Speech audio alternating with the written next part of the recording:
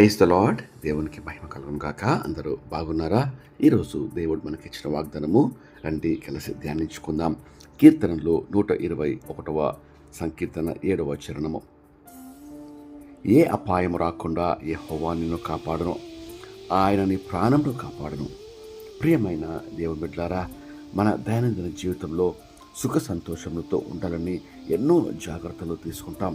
అయినను మనకు తెలియకుండానే ఎన్నో విపత్తులు, ప్రమాదాలు, అపాయాలు మనల్ని చుట్టుకొని పొంచి ఉంటాయి.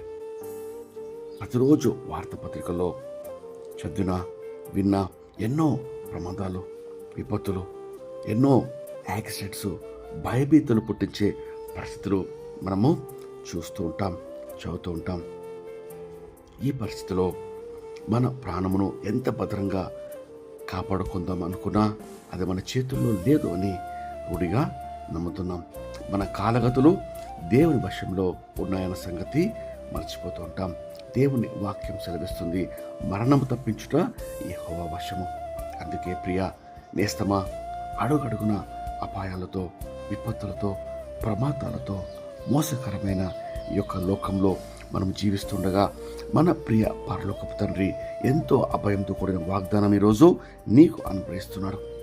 ఏ అపాయం రాకుండా నేను నిన్ను కాపాడుతానని, నీ ప్రాణమును కాపాడుతానని ఆయన సెలవిస్తున్నాడు. ఇక భయం ఎందుకు, ఆందోళన, భీతి ఎందుకు? రండి ఆయన శరణు జొచ్చి ఆయన సన్నిధిలో మన హృదయాలు కుమరించి ఆయన సహాయం కోరుకుందాం. రండి కలిసి ప్రార్థన చేసుకుందాం. ప్రార్థన. మహాపరిశుద్ధమైన మా ప్రియమైన పరలోకపు తండ్రి, మీరు ఇచ్చిన శ్రేష్టమైన వాగ్దానంకై మీకు ఎంతో స్తోత్రం చెల్లిస్తున్నాం దేవా. ఈ యొక్క భయభీతులు పుట్టించే ఈ లోకంలో ఎటు చూచిన ప్రమాదాలు, విపత్తులు, ఆపదలు ప్రభువా మమ్మల్ని చుట్టుముట్టి ఉన్న ఈ పరిస్థితిలో ప్రభువా నీ యొక్క అభయ వాగ్దానంకై మీకు ఎంతో స్తోత్రం చెల్లిస్తున్నాం. ఈ ఉదయకాలంలో ప్రార్థనలో ఏకీమించి ప్రతి ఒక్కరిని ప్రభు మీరు జ్ఞాపకం చేసుకోమని, ప్రభువా అపాయము, ఆపద, విపత్తు తప్పించి నెమ్మది, క్షేమము, సమాధానము నీ బిడ్డలకు మీరు అనుగ్రహించమని వేడుకొంచు.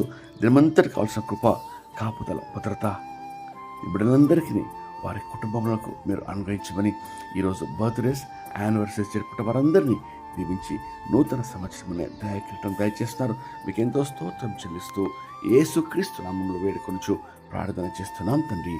ఆమేన్. దేవుడు మిమ్మను దీవించును గాక.